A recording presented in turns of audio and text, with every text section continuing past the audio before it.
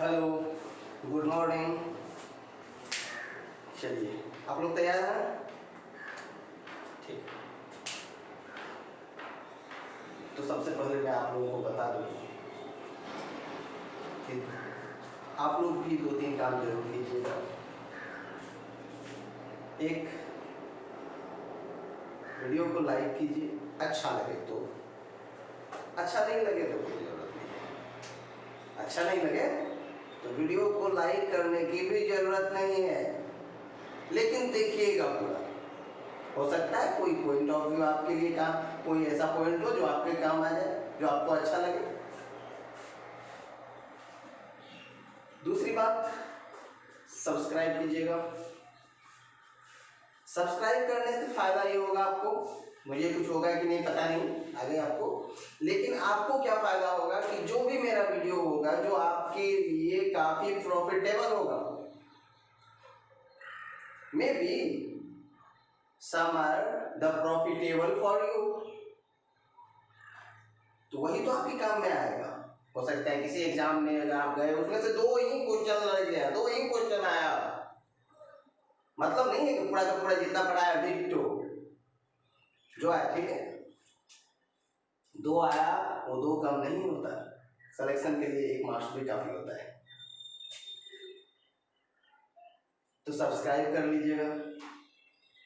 उसके बाद हम लोग आते हैं सीधा पॉइंट पर, कोई मतलब नहीं है, अब जो करना होगा आप लोग कीजिएगा। चलिए, तो आज हम आप लोगों को इंग्लिश में ग्रामर में टेंस पढ़ाना शुरू करते हैं। क्योंकि टेंस जो है वह ग्रामर का एक बेस है, बेस नहीं तो कहीं कमर है। कमर समझता है ना? नहीं समझता है? समझता है ना?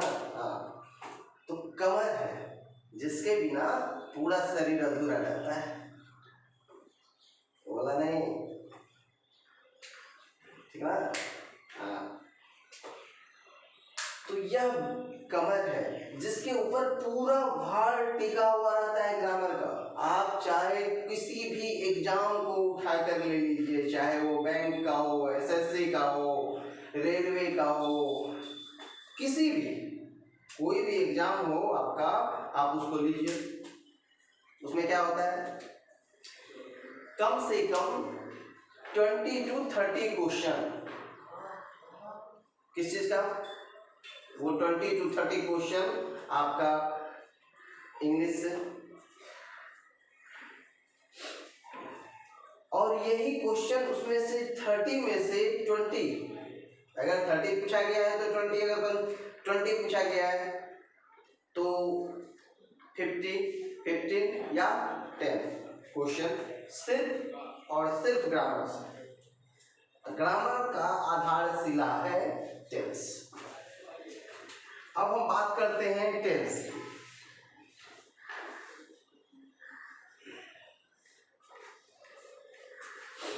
टेंस का मतलब होता है काल। काल, हाँ, हिंदी में इसको बोलते हैं काल। तो वाला काल नहीं, काल। काल का मतलब होता है समय। हालांकि टाइम और टेंस दोनों डिफरेंट, लेकिन फिर भी समझा जा सकता है उससे रिलेट करके कि टाइम और टेंस। टेंस मतलब काल, यह काम के होने के समय को बताता है। समय का मतलब तो पार्टिकुलर जो आप समझते हैं समय हो जाता है, लेकिन यह जो है किस समय में कौन सा काम हुआ है, वर्क के होने का समय बताता है। Time of the occurring of work. सबसे पहले हम बात करते हैं कि यह होता क्या है। यह होता है, tense is the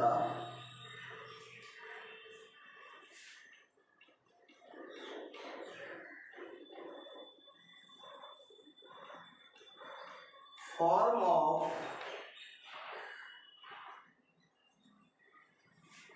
verb. Full stop. Tense जो है वर्ब का एक फॉर्म है। आप जानते हैं वर्ब क्या होता है, जिसका यह फॉर्म है, क्या वर्ब होता है नहीं होता है। तो वर्ब के बारे में हम थोड़ा सा इधर चर्चा कर लेते हैं। जो बच्चे नए हैं या जुड़े हुए हैं, जिनके समझ में थोड़ा सा वर्ब में को समझने में थोड़ी सी भी परेशानी है, वो यहाँ से वर्ब को समझें। वर्ब होता क्या है?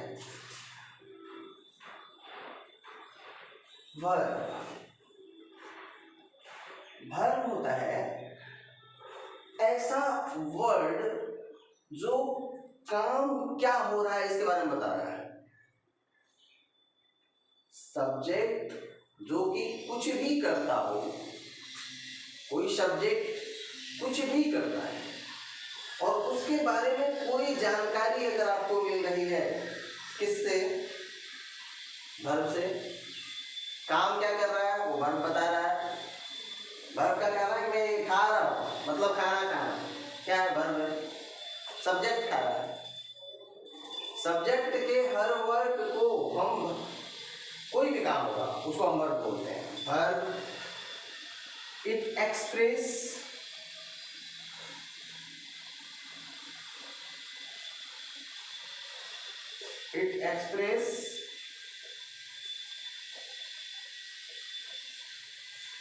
feeling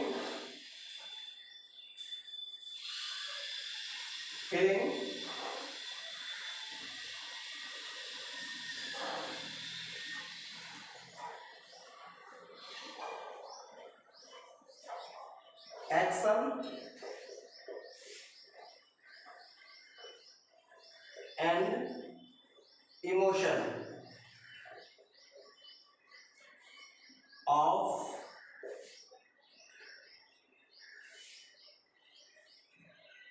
the subject of sentence।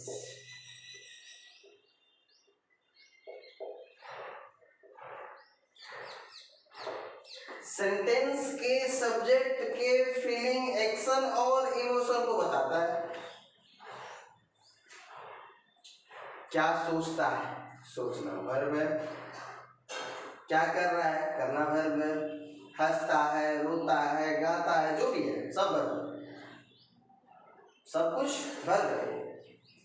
Verb में एक चीज आप याद रख लीजिए कि इसके दो पार्ट होते हैं। अगर आप लोगों ने उतार लिया है तो ठीक है। अब इसके दो पार्ट होते हैं, इसके भी दो पार्ट होते हैं। एक होता है मेन वर्ब और दूसरा होता है auxiliaries.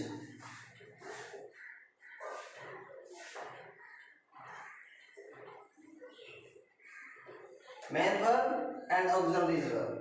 There are two types of verb, main verb and auxiliary verb. What is main verb? What is auxiliary verb? Main verb जो होता है वही आपके फीलिंग, एक्शन, इमोशन को एक्सप्रेस करता है। But auxiliaries is only help in the formation of the sentence. auxiliaries क्या करता है? सिर्फ हेल्प करता है सेंटेंस के फॉर्मेशन में। बट मेन वर्ब क्या होता है? Main verb it is also called principal verb. It is also called principal verb. हाँ, यह प्रिंसिपल वर्ब कहा जाता है। और इसी को हम, इसके भी 5 काइंड। सबसे पहले इस चीज को भी समझना बहुत जरूरी है। अगर आप टेंस पढ़ रहे हैं तो सबसे ज्यादा जरूरी है कि इसके 5 काइंड को, 5 फॉर्म को आपको जरूर, किसी भी वर्ब का 5 फॉर्म आपको पता होना जरूरी होता है। अगर आपको यही पता ना हो तो टेंस का फॉर्मेशन आप नहीं कर सकते, टेंस आप बना भी नहीं सकते। सोचना समझना तो दूर की बात है। तो सबसे पहले इसमें होता है V1 जो इसका बेस होता है। जैसे गो, V1 है। गो मतलब जाना, गो मतलब हाँ जाना। तो V1 मतलब वर्ब का फर्स्ट फॉर्म, V2 वर्ब का सेकेंड फॉर्म, V3 वर्ब का थर्ड फॉर्म, बिफोर वर्ब का फोर्थ फॉर्म। यहाँ पर आप एक चीज ध्यान दीजिएगा, कहीं कहीं पर क्या लिखा हुआ रहता है, पार्टिसिपल, कहीं कहीं पर क्या रहता है, पार्टिसिपल, ठीक है। वर्ब का fifth form V5।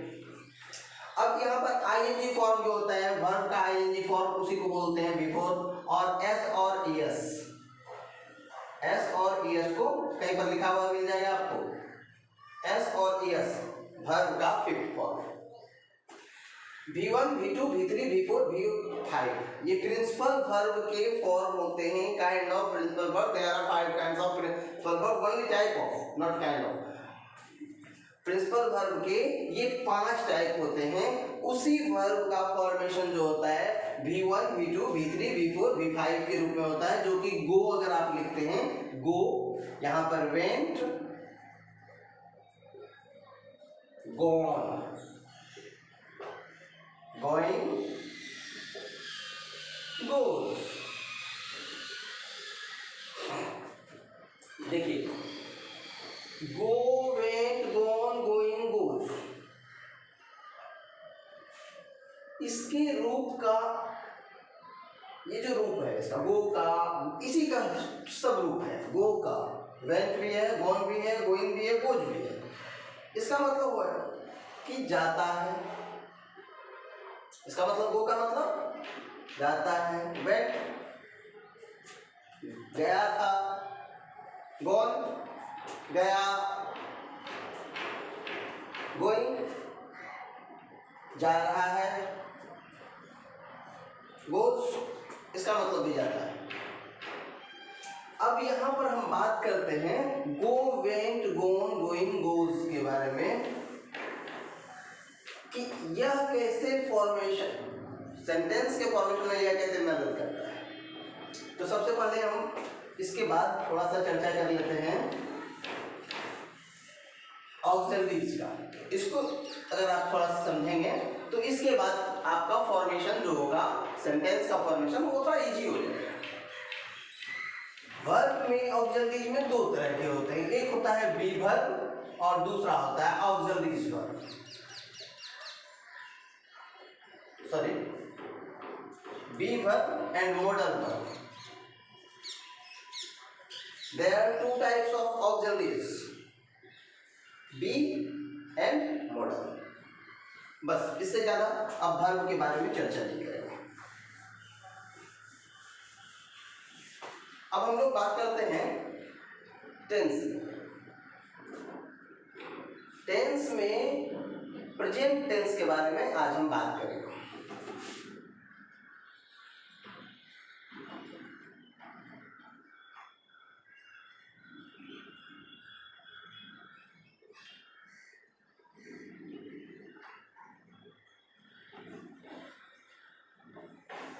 Present tense आप सभी जानते हैं कि there are 3 types of tense, 3 kinds of tense, 3 प्रकार के होते हैं टेंस। कौन सा? Present tense, past tense and future tense. ये जानते हैं? प्रेजेंट टेंस, पास्ट टेंस और future tense. Present tense, past tense और फ्यूचर टेंस से आप टेंस को नहीं क्लियर कर सकते, क्योंकि इन सभी के भी 4 फॉर्म होते हैं। 4 प्रकार का सेंटेंस इसमें बन जाता है, और उन 4 प्रकार के सेंटेंस का जब तक आपके पास क्लियरिफिकेशन नहीं होगा तो आप टेंस को समझ ही नहीं पाएंगे। अब देखिए, प्रेजेंट टेंस का हिंदी आप लोग पढ़े होंगे ना, पढ़े हैं ना हिंदी?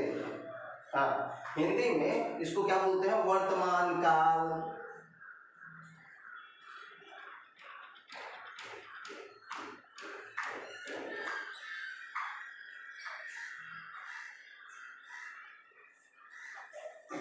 बच्चा हिंदी मीडियम का हो, पूछिए वर्तमान काल क्या होता है, तुरंत बताएगा हाँ वर्तमान काल ये होता है, खूब खुशी होगा। बिहार बोर्ड वाले तो अच्छी तरह से बताते हैं, लेकिन वही हमारे टेंस में उलझ जाते हैं। वर्तमान काल या present tense. There are 4 kinds of each tense, that means present tense, past tense and future tense. Now simple present.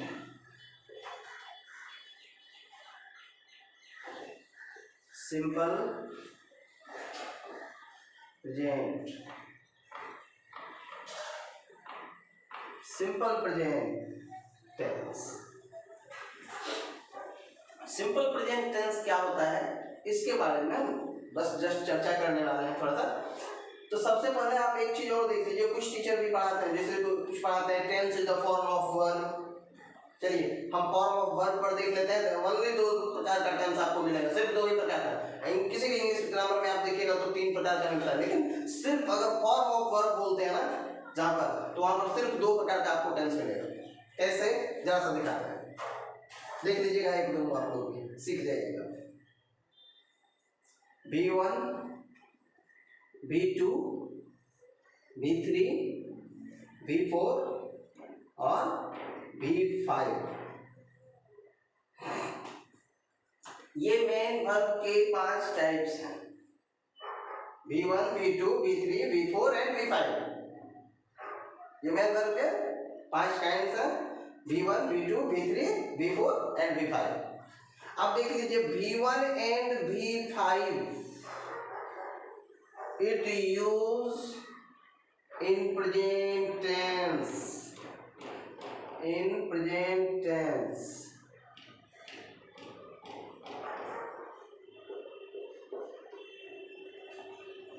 बाकी किसी टेंस में, इसी के लिए जो बना है प्रेजेंट टेंस के लिए. V2 only in past tense, only in past tense.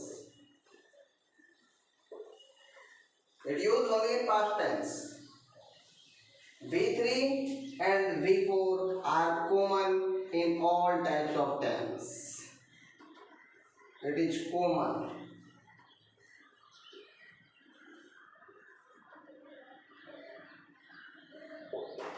इन और या सब में कॉमन है. देखिए V1 का यूज आप कहाँ करते हैं, V1 का यूज और V5 का यूज आप करते हैं किसमें, प्रेजेंट टेंस में. V2 का यूज पास्ट टेंस में. V3 और V4 क्या है, वह कॉमन है सभी टेंस के लिए. तो इसके अकॉर्डिंग अगर आप कहते हैं verb tense is the form of verb, then there are only 2 types of tense, present tense and past tense. There are no future tense. Anything else? Okay.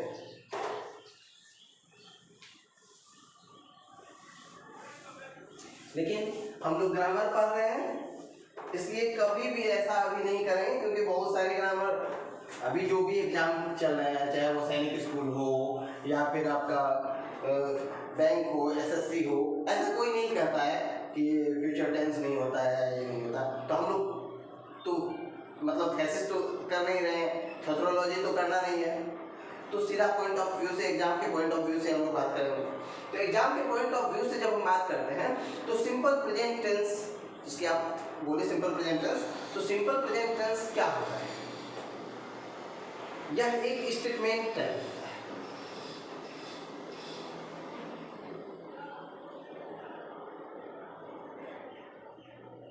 Statement type. कुछ भी वाक्य लीजिए, कोई भी, मैं जाता हूं,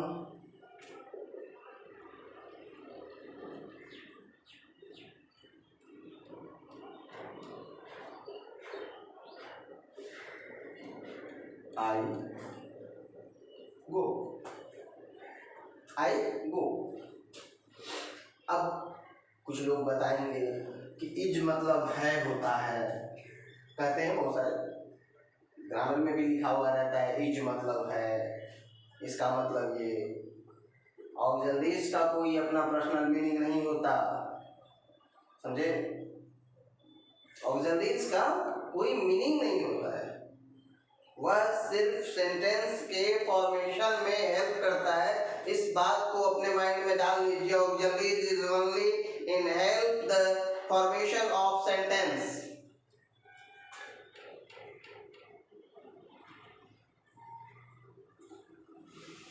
अगर इज का मतलब है होता तो इस सेंटेंस में भी है होता, और उस है का एक इज होता। आई इज गो है क्या यूज होता है कहीं देखें? आई गो मैं जाता हूँ। बस अब यहाँ से हम आ जाते हैं कि ये आई क्या है, गो क्या है। सबसे पहले आप इसके प्रेजेंट सिंपल के स्ट्रक्चर को देख लें।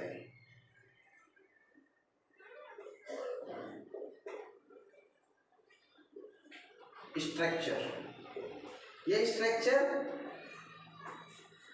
इसी के बेस पर प्रेजेंट सिंपल का फॉर्मेशन होता है।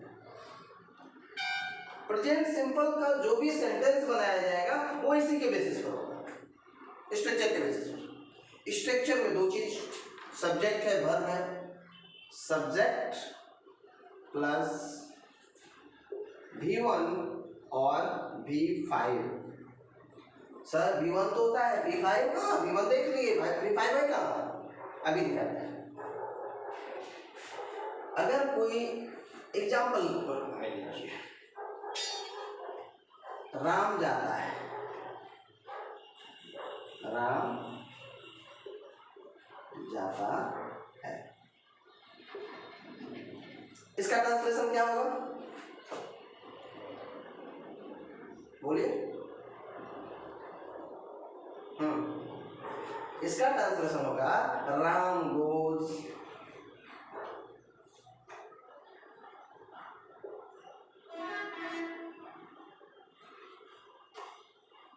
गो के साथ यस लग गया। सर ऐसा क्यों? धैर्य रखिए। राम गोज और आई गो दोनों का मतलब तो वही होता है। राम जाता है तो राम गोज हो गया, मैं जाता हूँ यहाँ पे तो राम गो होना चाहिए था। तो यहीं पर सेंटेंस के फॉर्मेशन में वर्ब हेल्प करता है। V1, V2, V3, V4 और V5, जिससे आप ये समझते हैं कि वह राम जाता है, कि राम जाता है तो गोज हो गया, और मैं जाता हूं तो आई गो हो गया। कैसे समझेंगे सर कि राम के साथ गो लगेगा कि किसके साथ क्या लगेगा? बिल्कुल समझेंगे। ES का use verb plus ES, verb plus ES का यूज कहाँ होता है? वर्ब प्लस ES का यूज सिर्फ थर्ड पर्सन सिंगुलर नंबर के साथ होगा। थर्ड पर्सन सिंगुलर नंबर क्या होता है? मेरे समझ में तो बिल्कुल नहीं आता है। Third person singular number that means, देखिए आप हमसे बात कर रहे हैं, मैं बोल रहा हूँ, फर्स्ट पर्सन है, मैं का इंग्लिश आई मतलब मैं, आई फर्स्ट पर्सन है। अब मैं अकेला ही बोल रहा हूँ ना, तो मैं तो सिंगुलर हूँ। सेकेंड पर्सन आप सुन रहे हैं ना, तो यू आपका अंग्रेजी यू होता है, यू सेकेंड पर्सन है। यू सिंगुलर और प्लूरल दोनों रूप में यू ही होता है। थर्ड पर्सन क्या होता है? जानते हैं कि हम लोग जिसकी चुगली करते हैं, नाम लेते हैं, फलाना ऐसा है, फलाना वैसा है, वो लोग ऐसे हैं, वो ऐसे, वो थर्ड पर्सन होता है। किसी के बारे में आप जिसके बारे में बात कर रहे हैं वो third person. That means speaker is the first person, listener is second person, and say something about that person is the third person. किसी के विषय में जो कुछ भी कहा जाता है ना, वो थर्ड पर्सन है। अब देखिए आप ही समझिए कि राम अच्छा लड़का है। अब अगर यहाँ पर राम होता तो उसके बारे में मैं बात क्यों करता? सीधा नहीं कहता उसको कि तुम अच्छे लड़के हो। तो सेकेंड पर्सन होता वो भी, चूंकि ये राम यहाँ पर नहीं है इसलिए बोलते हैं राम, मतलब यहाँ पर है ही नहीं, बात उसकी हो रही है, तो वो थर्ड पर्सन। थर्ड पर्सन में जिससे ये पता चले कि वो सिंगुलर अकेला है। राम कौन है? दो आदमी का नाम नहीं होता, अकेला कोई होगा। जब अकेला कोई होगा तो उसके बारे में आप बात करेंगे कि अकेला राम है तो वह सिंगुलर है। नहीं है, सिंगुलर। सिंगुलर मतलब अकेला, only one, plural more than one. तो थर्ड पर्सन सिंगुलर नंबर के साथ क्या होता है? यस लगता है। अब थर्ड पर्सन सिंगुलर नंबर कितने हैं? ही, सी, इट और दुनिया में जितने भी नाम पाए जाते हैं वो सभी क्या है? Third person singular number. Third person singular number. Third person देखिए 3PS तो ये मत समझिएगा कुछ और लिखा हुआ dot dot dot police public करके कुछ। 3PS का मतलब हो गया थर्ड पर्सन सिंगुलर नंबर, ठीक है। तो सब्जेक्ट में राम, वर्ब में yes, Ram third person singular number. Structure यही होता है। कोई भी सेंटेंस बनाइए स्ट्रक्चर यही होगा।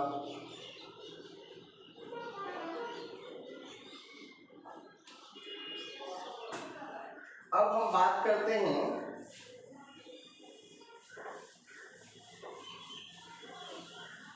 इसी में कि प्रेजेंट सिंपल में निगेटिव सेंटेंस भी होता है, इंट्रोगेटिव भी होता है। ये तो अफर्मेटिव था, निगेटिव इंट्रोगेटिव दोनों तरह। इंट्रोगेटिव निगेटिव भी होता है। तो वहां पर काम क्या करते हैं? इसमें कोई प्रेजेंट सिंपल के अफर्मेटिव सेंटेंस में कोई भी ऑक्सिलरी लगाने की जरूरत आपको नहीं है। लेकिन अगर हम फॉर्मेशन किसका करते हैं? प्रेजेंट सिंपल में फॉर्मेशन करते हैं इंट्रोगेटिव सेंटेंस। सबसे पहले हम देख लेते हैं पहले निगेटिव सेंटेंस।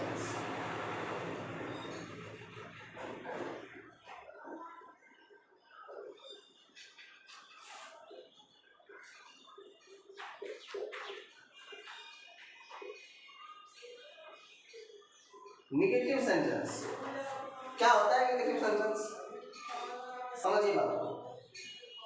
कोई काम, एक गिलास पानी लाना, नहीं लाएंगे। अब जो ये नहीं लाएंगे क्या काम होता है? निगेटिव। जिस भी किसी सेंटेंस में नहीं का शब्द आ जाए, नकारात्मक कोई चीज दिखे, any kind of sentence negative things will add, that is called the negative sentence. Negative sentence आपको हमेशा नहीं का सेंस देता है। It gives the sense of no or not, नहीं का सेंस देगा। वाक्य में मेंशन रहेगा, कोई ना कोई नेगेटिव वर्ड रहेगा। तो नेगेटिव सेंटेंस में हम यहाँ पर ऑक्सिलरीज यूज करेंगे, तब आपको पता चलेगा कि प्रेजेंट सिंपल में कोई ऑक्सिलरीज यूज होता है। अभी तो आपने देखा सर ऑक्सिलरीज कहाँ आया? ऑक्सिलरीज तो नहीं आया ना। एक आदमी बोल रहा था ऑक्सिलरीज नहीं आया, ऑक्सिलरीज आएगा ना। सिंपल में आता ही नहीं तो कैसे आ जाएगा? तो हम बात करते हैं नेगेटिव सेंटेंस। नेगेटिव सेंटेंस की बात कीजिए तो इसमें जो वर्ब यूज होता है,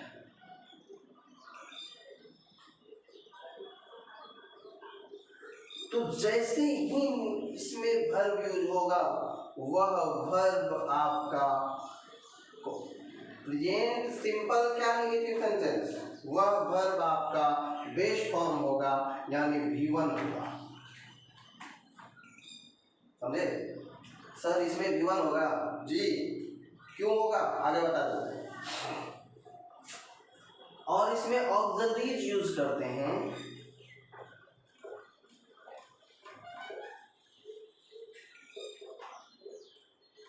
ऑक्सिलरीज यूज क्या करेंगे, डू और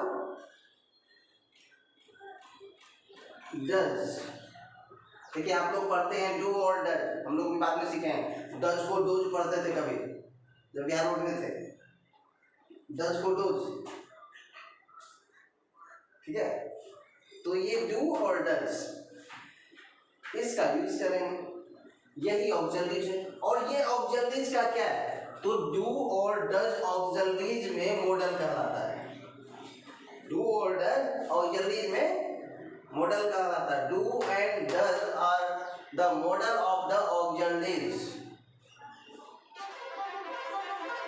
ऑक्सिलरीज का यह डू डज मॉडल है। और हमेशा याद रख लीजिए, कहाँ कहीं भी किसी भी सेंटेंस में अगर ऑक्सिलरीज आया हुआ है, ऑक्सिलरीज में मॉडल आया हुआ है, तो मॉडल के जस्ट बाद अगर किसी वर्ब का यूज होगा तो वह वर्ब क्या होगा, वह वर्ब V1 होगा, चाहे कोई भी मॉडल हो।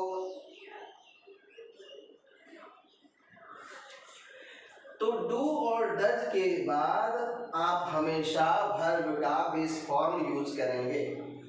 स्ट्रक्चर इसका क्या हो जाएगा, स्ट्रक्चर इसका हो जाएगा सब्जेक्ट, ठीक है, निगेटिव है, हाँ इंट्रोगेटिव में आगे होता है, बताएंगे बाद में। सब्जेक्ट प्लस, अब देखिए यहाँ पर सबसे पहले इसके बीच में ऑक्सिलरीज का प्रवेश हो जाएगा। ऑक्सिलरीज बोले हम आएंगे, डू और डज आएंगे, डू और डज। सर निगेटिव तो नहीं आया, आएगा ना इसके बाद, प्लस नॉट या नो, प्लस V1, कहानी खत्म। ऑब्जेक्ट रख लीजिए, कॉम्प्लीमेंट रख लीजिए, कोई मतलब नहीं होता है, आपको जो मन करे। सब्जेक्ट प्लस डू या डज प्लस नॉट या no plus V1 plus object. यह निगेटिव का, निगेटिव सेंटेंस का, प्रेजेंट सिंपल के निगेटिव सेंटेंस का स्ट्रक्चर है, जिसमें वर्ब हमेशा V1 यूज होता है, ऑक्सिलरीज हमेशा डू और डज यूज होगा। सर डू कहाँ यूज होगा, डज कहाँ यूज होगा? डू का यूज आप तब करेंगे जहां पर आप डज का यूज नहीं करेंगे। डज का यूज कहाँ करेंगे, डज का यूज आप वहां करेंगे जहां पर आप ES का यूज करते थे ना वर्ब में, V1 V2 V3 V4 V5। तो ES इसको हमेशा थर्ड पर्सन सिंगुलर नंबर के साथ यूज करेंगे। इसको हमेशा थर्ड पर्सन सिंगुलर नंबर के साथ यूज करेंगे। सिंगुलर नंबर बता ही दिए हैं क्या होता है, प्लूरल नंबर बता दिए हैं क्या होता है, पर्सन बता दिए हैं कैसे होता है। तो इसका एग्जांपल देख लीजिए, मैं बाजार नहीं जाता हूँ, I do not go to market। I do not go to market, मैं बाजार नहीं जाता हूँ। इसी तरह से सेंटेंस मिटा दें, ठीक। इसी तरह से सेंटेंस का आप फॉर्मेशन करेंगे।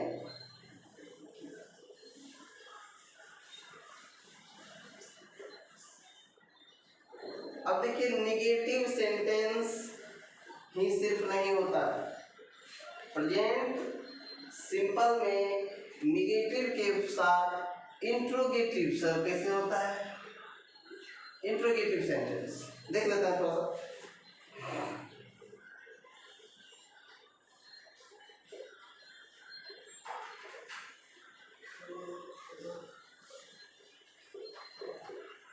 Interrogative sentence. अब देखिए इसमें इंट्रोगेटिव सेंटेंस भी तो बनता होगा। इंट्रोगेटिव का मतलब होता है क्वेश्चन मार्क, क्वेश्चन, प्रश्नात्मक, हिंदी में कहते हैं ना प्रश्नात्मक सेंटेंस, सेंटेंस नहीं उसको क्या, वाक्य, प्रश्नात्मक वाक्य। तो इंट्रोगेटिव सेंटेंस जिसमें आपको हमेशा साइन ऑफ इंट्रोडक्शन, इंट्रोगेशन का यूज करना होगा। एक साइन इंट्रोगेशन का ऐसे करके, ऐसे टेढ़ा वाला, ये छाता नहीं तो छाता का घंटी देखें, बूढ़ा आदमी जो चलता है ऐसे करके, वो वाला, इसका यूज करना होगा हर एक सेंटेंस में। अगर आप उसको नहीं देंगे तो उससे सीधा आपका क्वेश्चन खलास। इंट्रोगेटिव सेंटेंस इसमें भी और कुछ भी नहीं है, सिर्फ आपने जो निगेटिव का काम किया था, निगेटिव में आपने लिखा था I do not go,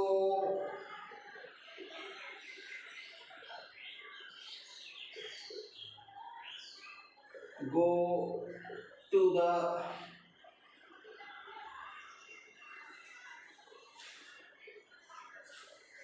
I do not go to market, मैं बाजार नहीं जाता हूँ, पूछ दिया बाजार जाते नहीं जाता हूँ। अब इसमें कुछ भी काम नहीं करना है, इस डू को क्या करना है, आगे लेके आना है। डू को लेकर के आगे जैसे आए तो यहाँ पर क्या करते हैं कि इसी जगह पर दो तरह से इसका काम करते हैं। डू के साथ कहीं कहीं पर मॉडल जो इंग्लिश ग्रामर है ना, उसमें डू के साथ जैसे आप नोट लगाते हैं, डू के साथ नोट लगाते हैं तो वह क्या हो जाता है, डोंट, वह डोंट हो जाता है। गो के साथ यहाँ नहीं यूज करेंगे, गो के पहले यूज नहीं करेंगे, यहाँ पर क्या करेंगे, don't I go to market, हो गया, लग गया interrogation. Don't I go to market, क्या मैं बाजार नहीं जाता हूँ। अब देखिए इंट्रोगेटिव में भी ये निगेटिव है, नॉट को हटा दीजिए। इंट्रोगेटिव सिर्फ I go to market, do I go to market, क्या मैं बाजार जाता हूँ। देखिए इसको मत भूलिएगा, क्या मैं बाजार जाता हूँ। अब यहाँ पर एंटी लगाएंगे, don't I go to market, मैं बाजार, क्या मैं बाजार नहीं जाता हूँ। राम और घनश्याम, श्याम, हरे कृष्ण, जो भी होगा सबके साथ आप जब भी यूज करेंगे तो यहाँ पर डच का यूज करेंगे। और भी से आपको कोई बात नहीं, सेंटेंस के किसी भी पार्ट से आपको कोई लेना देना नहीं है,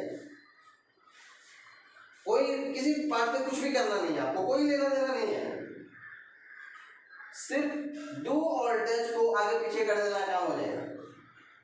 नेगेटिव में नॉट को वर्ब के पहले, नॉट गो टू, नॉट वैसे, नॉट वैसे, नॉट गो वर्ब के पहले रख दीजिएगा। अगर डू या डज के साथ लिखिएगा तो डजंट, डोंट, इजंट होता है ना, उसका यूज करेंगे।